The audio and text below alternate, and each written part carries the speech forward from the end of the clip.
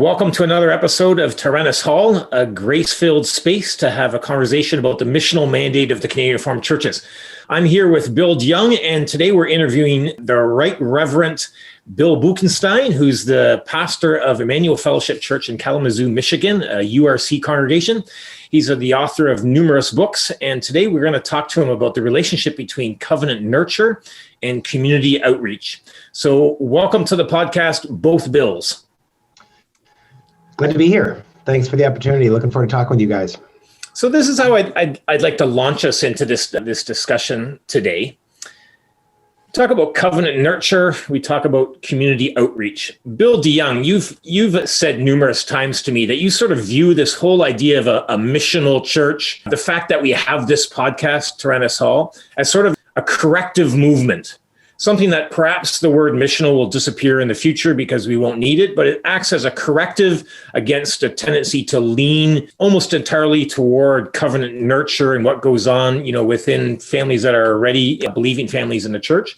And that this is a corrective measure to try to push us to remember what the Bible teaches us or the Bible commands us about community outreach and about being on mission. So I guess my first question to both of you, but let's start with you, Bill Boekestein. What do you think that, from your perspective, is that corrective needed? We here at Tyrannus Hall see that as an important corrective or something that we'd like to see in the Canadian Reformed churches. Do you agree that that corrective is needed? Yeah, I think it is. And there's an actual corrective that's probably needed, but there's also perhaps just there may be an appearance of, some folks looking at, say, we're emphasizing too much this or too much that. And maybe just to broaden the understanding of folks, we may be too focused inwardly. Some people may think we're too focused outwardly. So the conversation certainly, I think, has to happen to get us more in line with what Jesus commanded in the Great Commission. So I totally agree with what you guys are saying. All right. So, Bill, you want to flesh that out a little bit, because the way that you guys have been running things at Boekestein is trying to make that corrective and, an integral part of your church. So, flesh out why that's so needed at this time. Yeah, I would argue that it's not simply a corrective from a biblical standpoint. It's a corrective from a cultural standpoint. And by that, I mean, we need to recognize that 21st century Canada, and to a lesser extent, 21st century US, though this would apply to the US as well, that both of our countries are increasingly secular. That's certainly more the case, I would argue, in Canada, essentially a post-Christian nation. And my argument is that we as pastors need to see ourselves increasingly as missionaries, on analogy with a foreign missionary, in a pagan culture, because our country has shifted significantly in terms of its understanding of the gospel. Fewer and fewer people identify as Christians. Fewer and fewer people go to church. Fewer and fewer people have any kind of biblical literacy.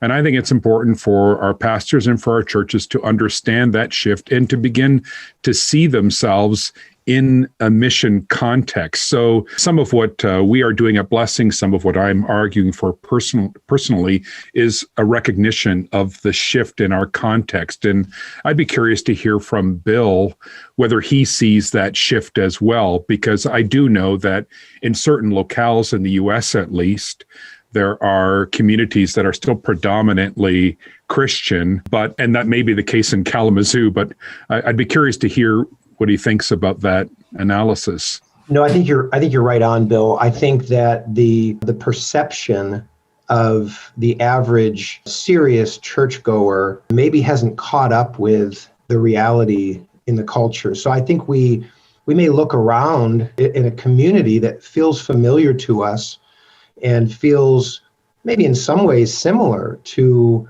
how it felt to some folks 10, 20, 30, 50 years ago, and leads them to say, I'm basically living in a Christian community, but it just isn't so. The data increasingly conveys to us, is attempting to wake us up to say, your average neighbor not only probably doesn't, statistically doesn't believe the gospel, but may not even be able to say what the gospel is. And so I think the assumption that, if you live in an area with lots of churches, that you're not a missionary, it's inaccurate, but it's easy to be misled because of you're just the trap of familiarity, and the fact that since it feels familiar, it probably is the same as it was. And so I think that's something we have to be really careful about. Okay, so I'm imagining somebody listening to this and saying, yeah, here we go. This is what these guys are doing. They're pushing us to be missional. They want us to, be outreach focused. But what about the covenant nurture within the church? The pastor as a missionary, shouldn't the pastor be keeping care of the flock as the shepherd of the people that are already there? And so what gets set up is sort of this, it's covenant nurture versus community outreach. So Bill B., do you want to talk a little bit about that? Is it really a versus, one versus the other? Right. So I wrote an article for an upcoming seminary journal, just engaging in part that question. The article is really on a balanced ministry overall. And I look at 5 or 6 areas in which we have to be balanced as ministers and churches. And this was one of those areas that I think is very important for us to be biblically balanced, because it's easy for us to not get this right. There are real dilemmas in respective churches where we are imbalanced. And then there's also as I mentioned before, the perception of imbalance that we have to teach through. And so I think it is possible for church members, church leaders, to undervalue church members for the sake of the mission, just as it's possible and is happening for churches to undervalue non-members for the sake of current members. So it's not a choice, one over the other, but I think we've probably all seen or imbalance or heard complaints or critiques about imbalance in our churches. So yeah, we do have to address it. Bill, I'd be curious to hear from you whether you believe that there is something essentially different between being a church planter and being the pastor of an established church in terms of one's priority, or do you see them as doing essentially the same thing? I'd be curious to hear from you about that. And then I have a follow-up question. Well, don't ask them at the same time or I'll forget. So I think the calling is essentially the same, isn't it? But the practical considerations of a minister in an established congregation can sometimes prevent the living out of a calling that is essentially the same as a church planter. And that's not to say that the people are getting in the way, the members are getting in the way of the minister or other elder leaders living out their calling, but there just are practical considerations. If it's a very small church, less less classes to teach, less members to visit. That's very different than a minister pastoring a church of several hundred people with pastoral needs. So I think the calling is the same, but in practice, it's hard to live out those callings in situations that may differ quite a bit from each other. Yeah, I think that makes a lot of sense, Bill. What about this description of a church planter or of a missional pastor? I'd be so curious, given this particular discussion, what you'd think of it, that a missional pastor is someone who spends the majority of his time with unchurched people. What do you think of that description? Or is that something healthy? Is that something unhealthy in terms of this dilemma? Yeah.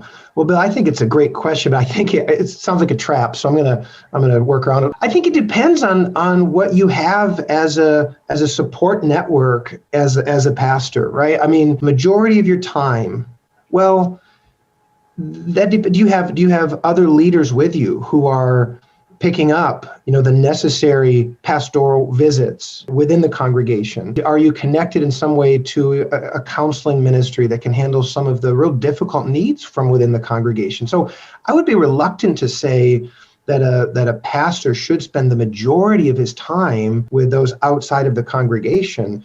The congregation, including and led by its leaders, needs to be spending significant time outside of the church. but there has to be a structure that allows that to happen in a balanced way, so that congregants don't feel like, well, as soon as we become a member of the church, we're in the B group. We are, we're he's done with us, and now he's moving on elsewhere. So I think in the same way as the way that a family could feel undervalued by the pastor, the husband, the dad in the family, who spends all of his time in the congregation as if the family doesn't matter. And you've probably both seen how resentment within a pastor's family can creep up. Boy, dad cares more about others than about us. And so I wouldn't want to use the language majority of one's time, but we do have to honor the Great Commission, which is to teach, to make disciples and to teach and baptize. And so how we do that depends on the structure, I think, that we have in place at the church. Is that right? And if we're talking on the one hand, a definition that says, well, a missional pastor spends most of his time with unbelievers or unchurched people. But on the other extreme is a pastor that spends no time with unbelievers or unchurched people.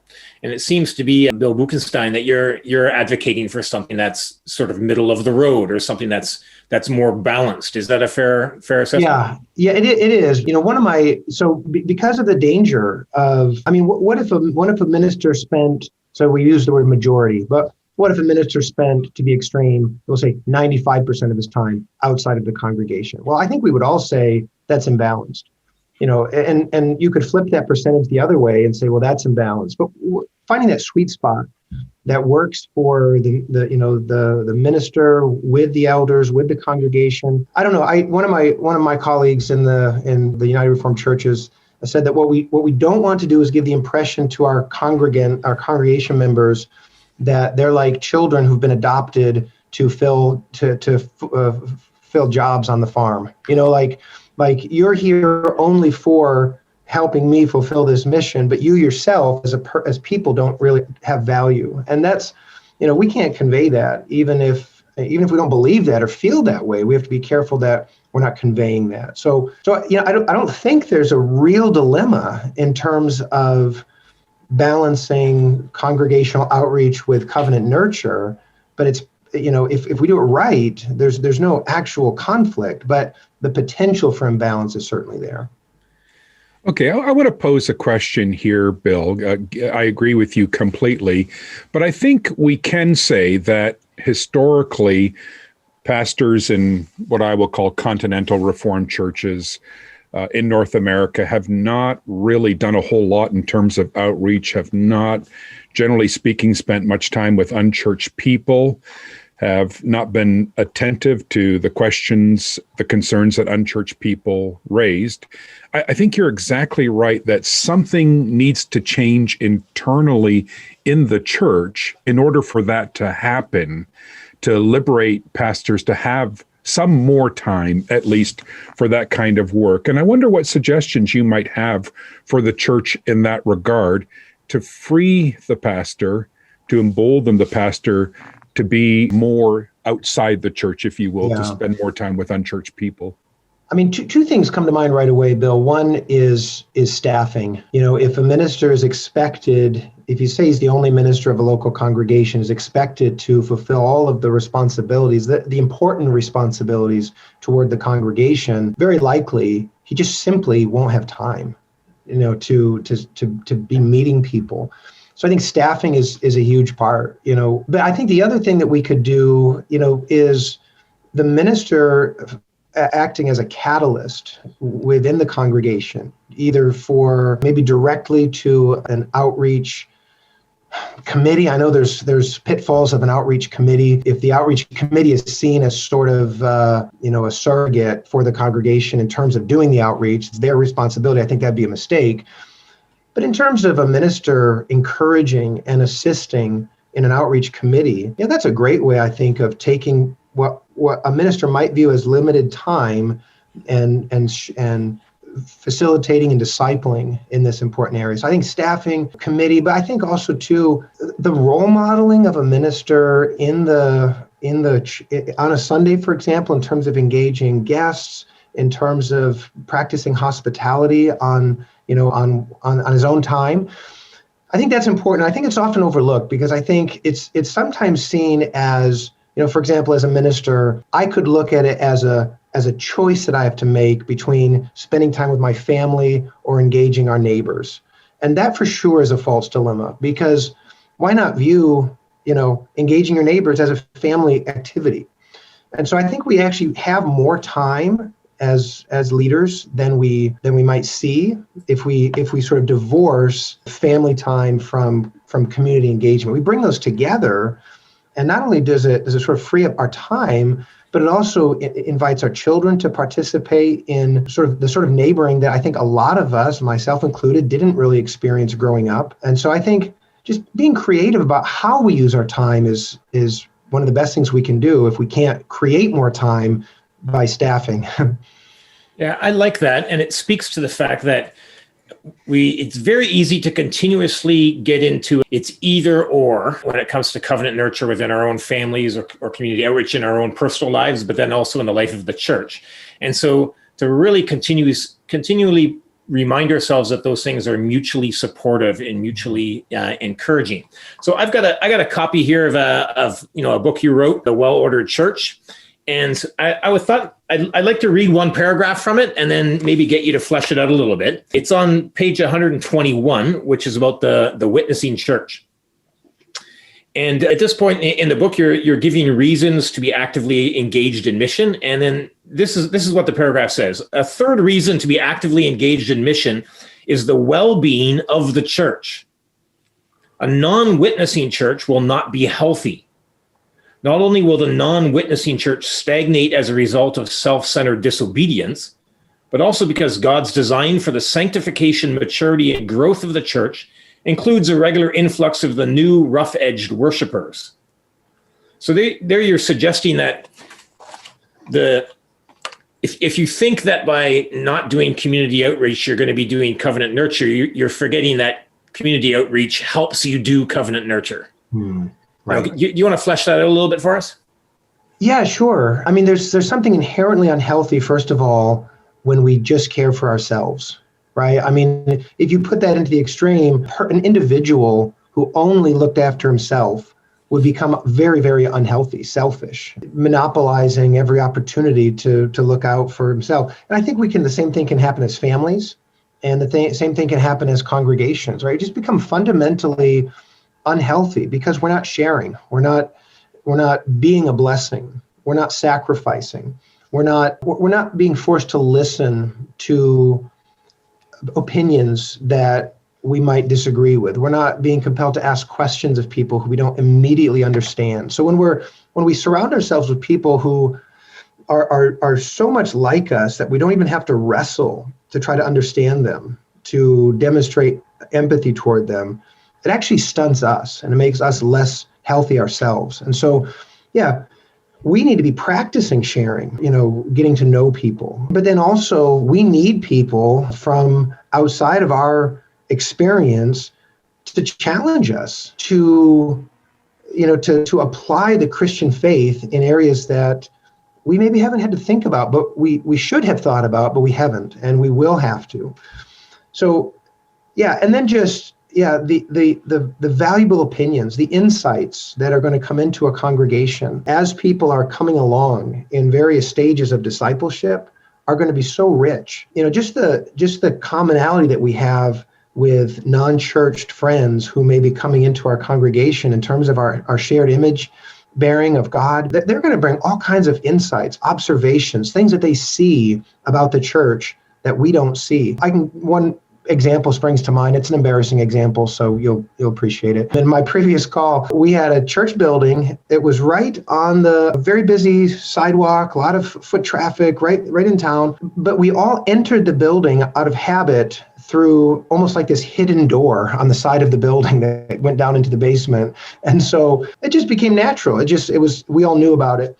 And so one time a person came to the church and went to the most obvious entrance, the big, double doors up front, and they're locked because we always kept them locked. Nobody used them.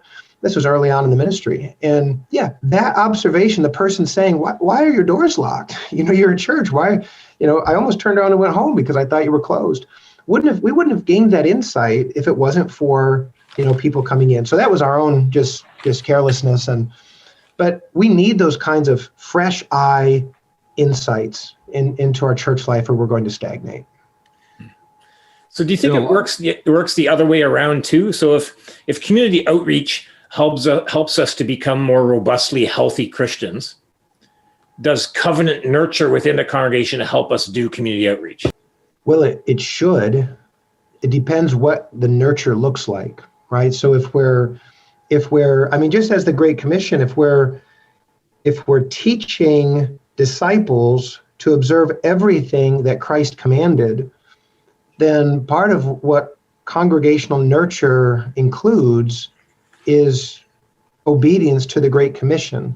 And so I don't know how prevalent that is in our covenant nurture, but it's not full orbed nurture if we're neglecting things that Jesus commands us to obey in the teaching of our children, in the catechization of new converts. Well, Bill, I would want some commentary on this phenomenon that I've experienced. I think you're exactly right. It's so good for us to be interacting with unchurched people because it gives us insights into the questions that they have, and those questions tend to drive us back to Scripture, and we get renewed understandings of the gospel through that.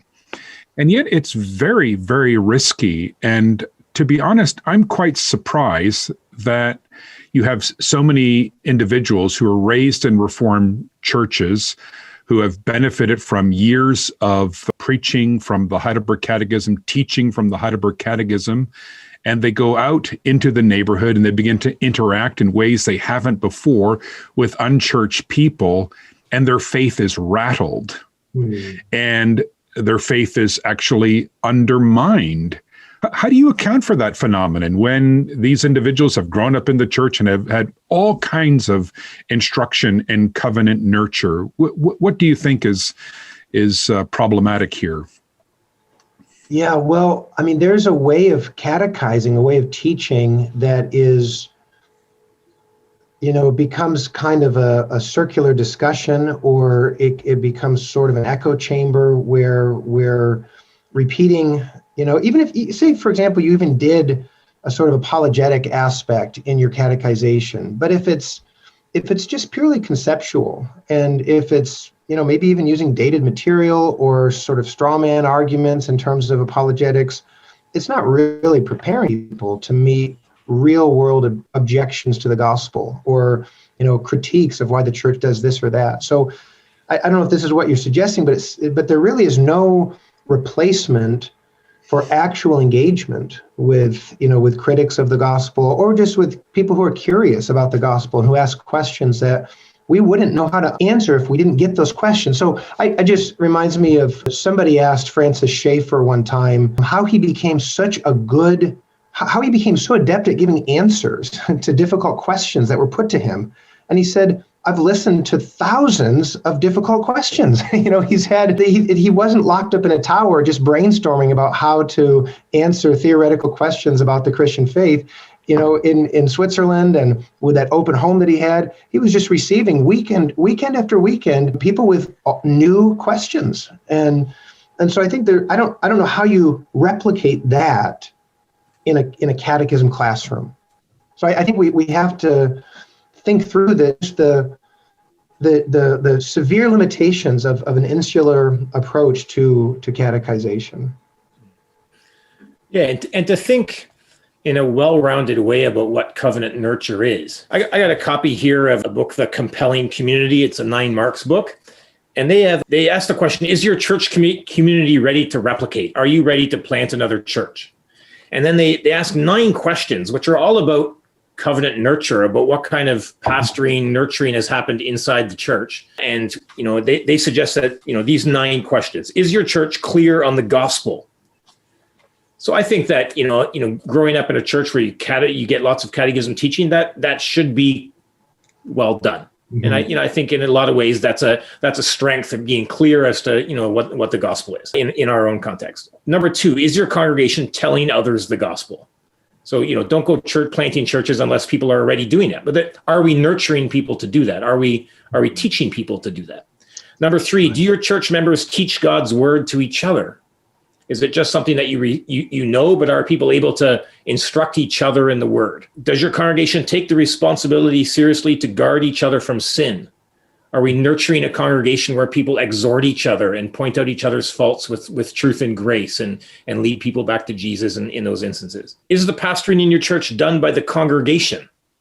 Or is it just the pastor and the elders? And then, the last two are, do you see a breadth and depth of relationships that cannot be explained by natural bonds alone? Or is it just that you're an ethnic church and so people get together because you share a history? Or do you have bonds in your church that extend out because of the Spirit's work? And does your congregation teach trust or leadership? Those questions are really helpful in me in thinking covenant nurture is more than just raise a family that's well-functioning and gets along and people can recite the catechism and know what they believe and why they believe it. That's important. But living that out in community and doing that well within the bounds of the existing church is what's going to provide you with a solid base to be able to do something like church planting. So again, we're trying to flesh out here this idea that covenant nurture and community outreach are mutually reinforcing and need to both be there. And I think we can see that. We see them coming together, I think, if we are able to articulate an answer to the question, what is the mission of the church? Because I think if the church, if the congregation is unclear about the answer to that question, what is the mission of the church? And if there's competing answers to that question, it's a recipe for fragmentation and division. And so I don't know if you've discussed this on your show yet, but I do really appreciate Kevin DeYoung and Greg Gilbert's book, What is the Mission of the Church? And how, how at least what they did is put before us an argument that says, actually, the Great Commission is the mission of the church. There's no other answer given in Scripture to that question that's better than the Great Commission. So I think if we could start with that could be a unifying a way of bringing the congregation together behind a clear command of Jesus Christ that hinges, provides the hinge between the Gospels, Jesus' closing ministry and the beginning of the apostolic age and the age of the church, which just includes also reaching the nations and nurturing, teaching, training, discipling. And so I think one of the things we could do, I think, as leaders to help bridge the gap between these potential, positions, competing positions, is by just promoting the Great Commission, not as one, as simply an outreach mechanism, but also as a discipling mechanism, discipling command. And so I think putting the Great Commission before the congregation on a regular basis in a balanced, holistic way, I think could go a long way toward resolving this tension that exists in our churches sometimes. I'm going to put you on the spot here, Bill. Is there a difference between converting and making disciples? Is there a difference between evangelism, that's a better way to ask the question, and discipleship? Or to put it differently, what is the Great Commission referring to? Is it evangelism? That's the way the verse is often cited. Is it discipleship among Christians? Both? How would you answer that? Well, if you're making disciples, Bill, you are. I love how he includes baptizing and teaching. And so if baptism is the mark of inclusion in the covenant community, of coming into, or at least being recognized as having come into the covenant community, and teaching is training one so marked to live up to what he's been designated as, then it seems to me it's both. I mean, you're baptizing those from outside who have been evangelized and powerfully converted by the Holy Spirit in a way that is, demonstrates a difference from what they were before. So they're baptized and then taught, right? And those who have grown up and been discipled and in the church have been baptized earlier, presumably, and they're trained as well to follow Jesus. So I don't know. I don't think we would say it's either or. It's both, isn't it? I think you're right, Bill. Sometimes people have made this distinction that discipleship is a whole different enterprise than evangelism. I'm fond of what Dallas Willard says about evangelism. Evangelism is invitation to discipleship. You are invited to be a disciple of Jesus. So I'm with you. I would not want to make a sharp distinction there. Is the Great Commission something that can be applied to children in the church? Yeah. Well, that's that's one of it's related to sort of the older or, bigger question is the Great Commission even for the church today, right? I think if we can answer that first and then go to the other, some people I've heard myself, I myself have heard people say, that was just for the apostles. But I think there's a lot of ways to very quickly challenge that. For one thing, the encouragement that Jesus gives to those who are receiving the Great Commission, because it's a daunting task, right, to bring the gospel to the nations, the encouragement he gives is, I will be with you to the end of the age. And if the Great Commission is just for the apostles, then Jesus overstated what they needed to hear, right? They didn't need Jesus to be with them to the end of the age. If the Great Commission was only for them, they just needed him with them until the end of their lives.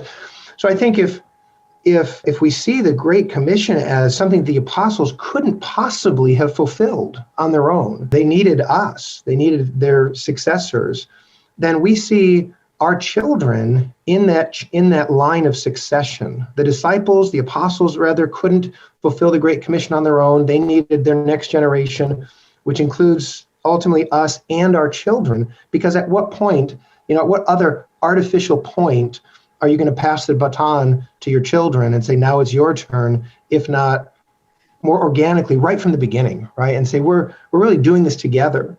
And of course, there's going to be a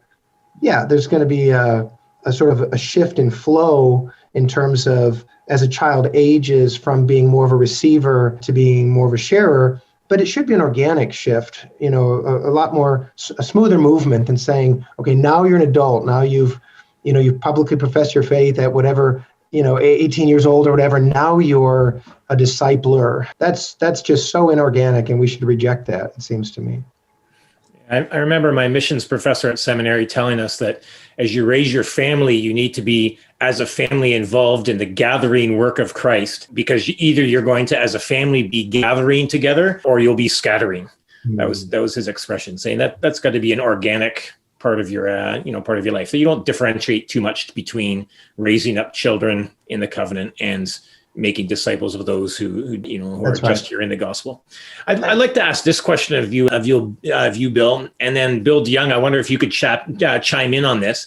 So in your book, The Well-Ordered Church, you talk about the attractional, incarnational, and lackadaisical approaches to witnessing. And I know, Bill DeYoung, you often mention the incarnational model. So I'm wondering, Bill B., if you could just flesh out what those three terms mean and what you're advocating there. And then I'd like to hear Bill's reaction to that. Yeah. So if you think about an attractional model in the best sense of that phrase, we have basically what you read in the Psalms, where the call is put out even sometimes to the nations, come, let us worship and bow down, or come see what the Lord has done.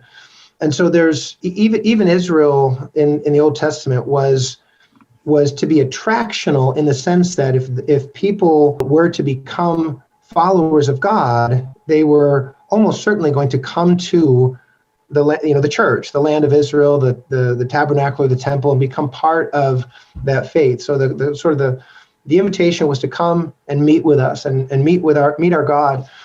And so we see that in the New Testament as well. There's a sense in which Paul imagines even unbelievers and uninitiated people having come into the church, maybe more out of curiosity than anything, and that they should see that God is present there.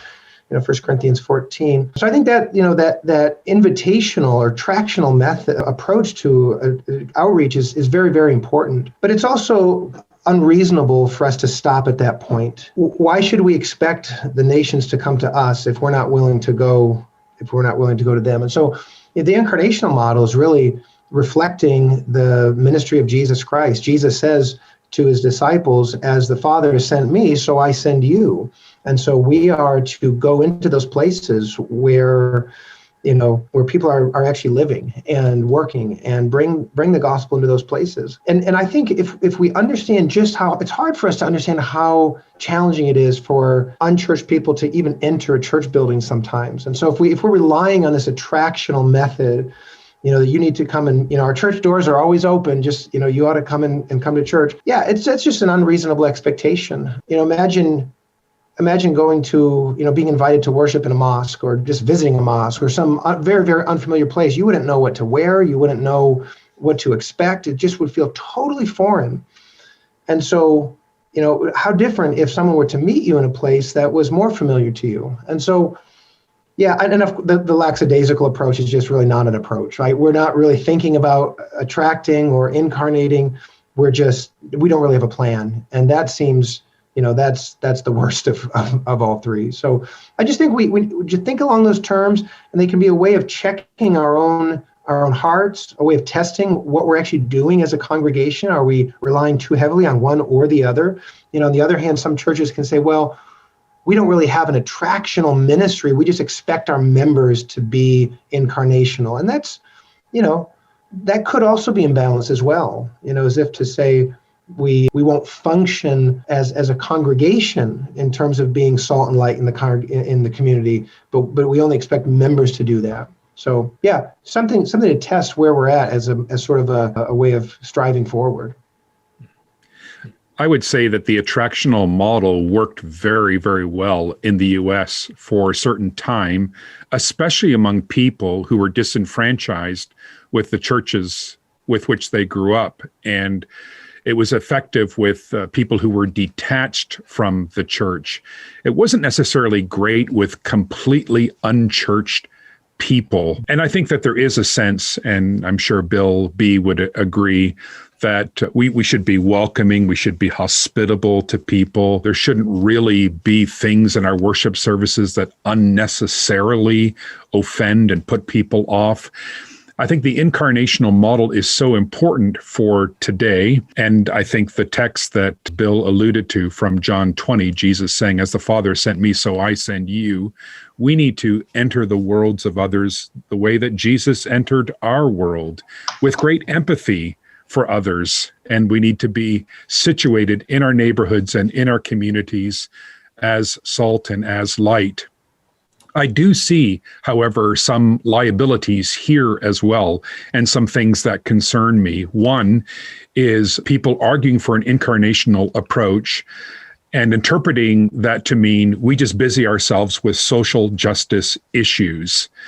And that is what it means to be incarnational today. And my critique of that would be similar to what Mark Sayers says, that this is the kingdom without the king. And I think we need to do the work, we need to do kingdom work, but kingdom work that's always pointing to Christ, that's always gospel-centered.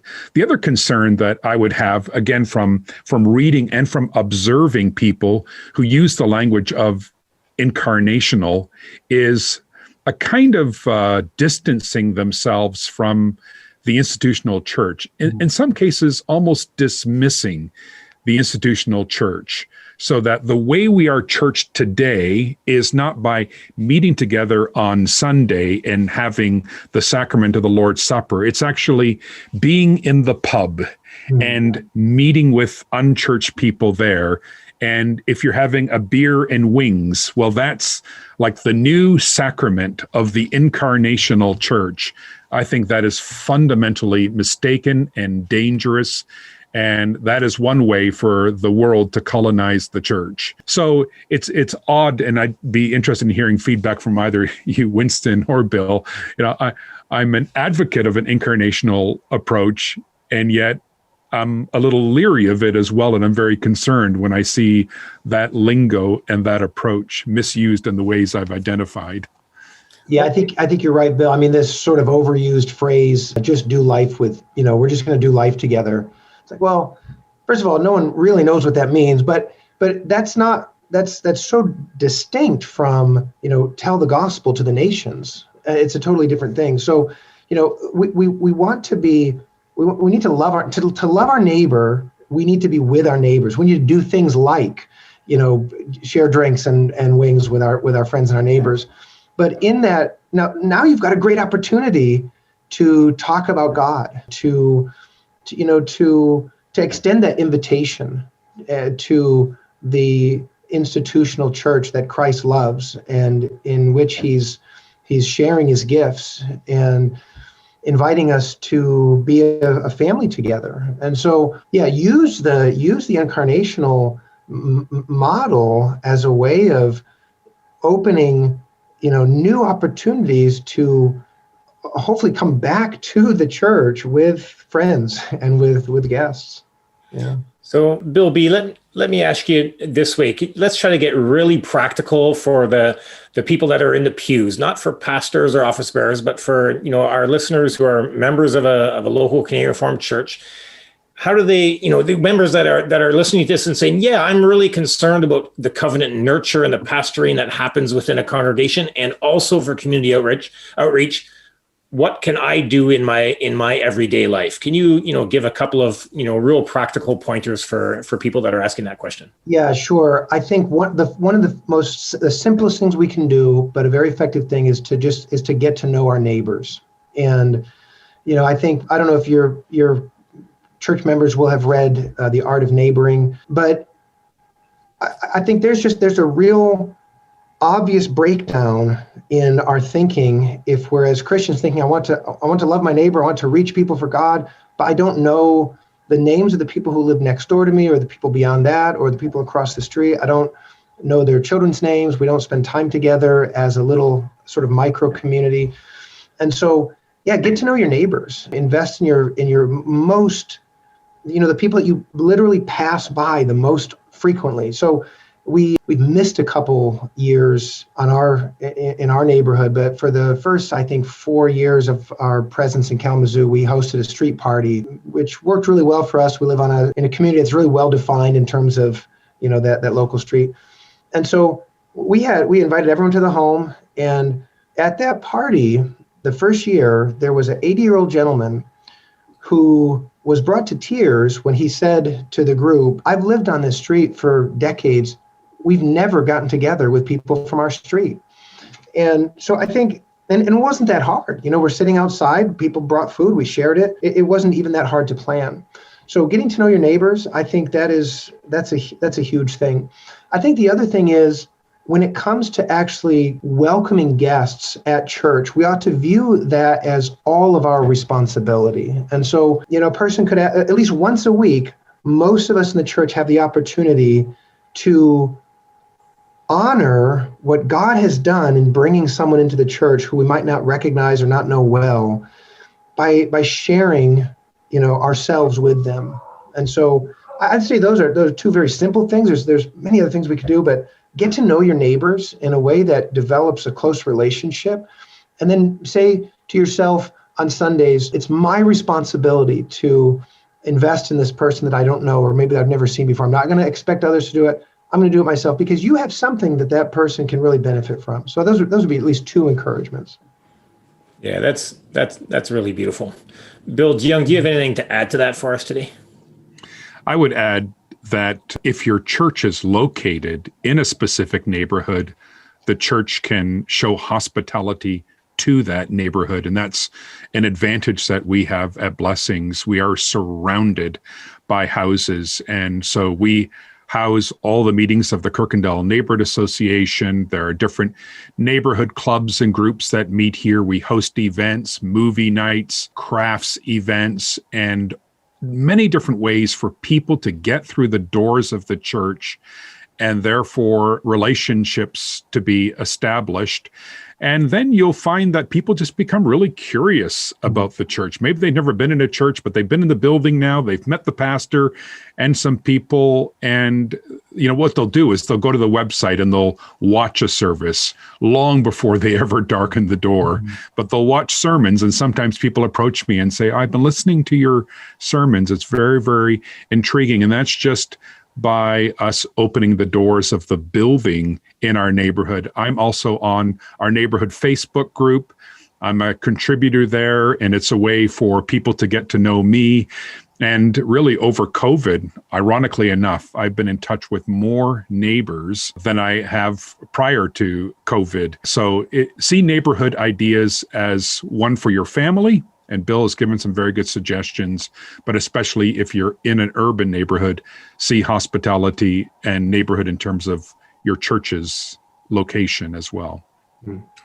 Hey, gentlemen, thank you very much. We're going to wrap up our conversation here. For all of our listeners who are interested in reading more of some of the stuff that Bill has written, you can check out A Well-Ordered Church by Bill and by Daniel Hyde. And then if you're an office bearer in one of our churches and you'd like to learn more about this subject amongst other subjects, there is also this book, which Bill edited, called Faithful and Fruitful, which is essays for elders and deacons. That one's highly recommended as well. Bill, thank you so much for being here. Thanks for having this conversation with us today.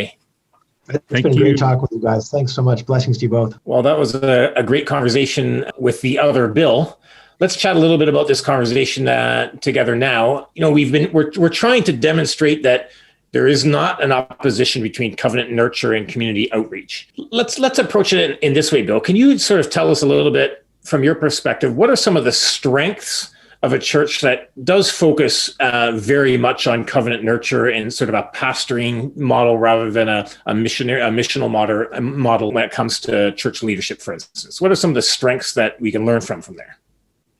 Yeah, absolutely. And in my case, I pastored churches in the past that essentially had more a pastoral model than a missional model. And I think there are many ways in which those churches are very healthy.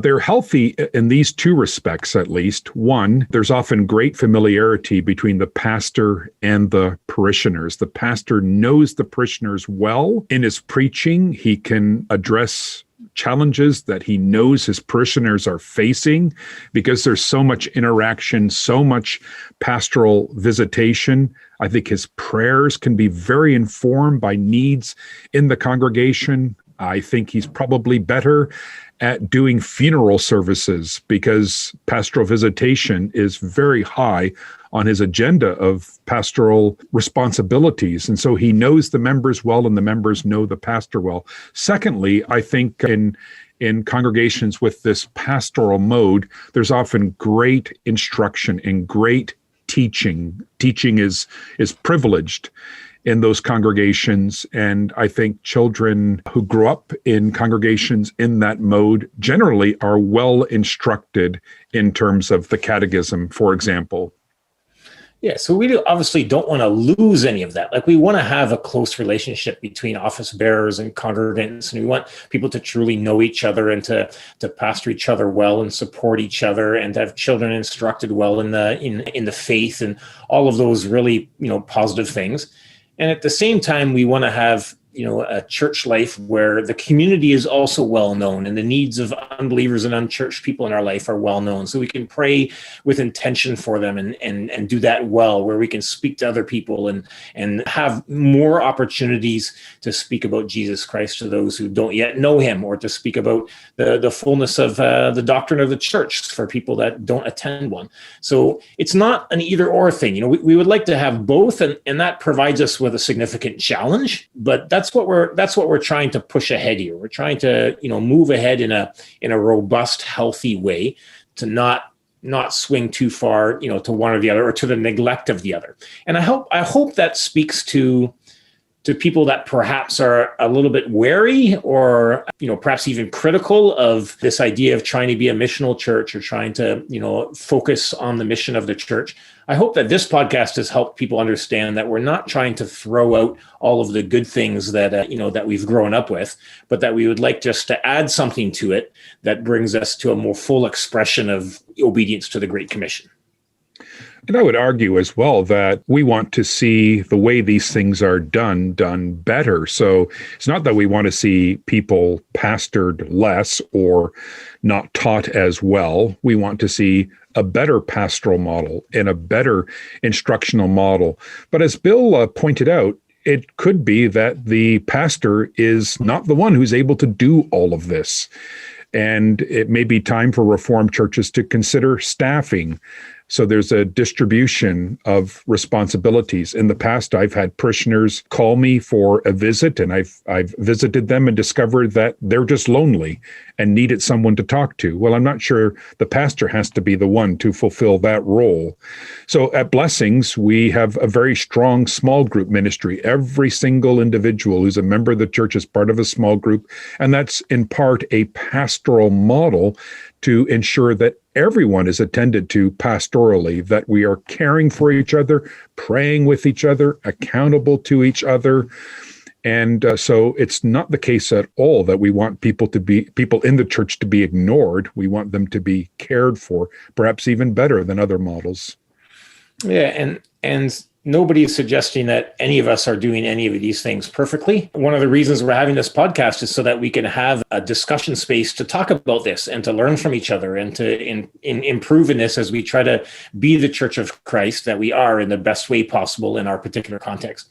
Maybe we could just leave our listeners with this. Our guest today said that, if someone invites somebody else to church, and you see them, that you ought to honor that person and honor that opportunity by speaking to them and being a welcoming person to them. So let's all go from here this week and also this Sunday, that when we meet somebody, whether that be a neighbor on the the other side of the snowbank, or whether that be somebody who's invited by another member of our church to a church function or a church service, let's honor that opportunity that the Lord has given us and honor those people by speaking with them and welcoming them in a hospitable way. Thank you so much for being part of this discussion, Bill, as always. And we look forward to keep on having many more as we attempt to create this sort of safe space to discuss the missional mandate of the Canadian Reformed Churches.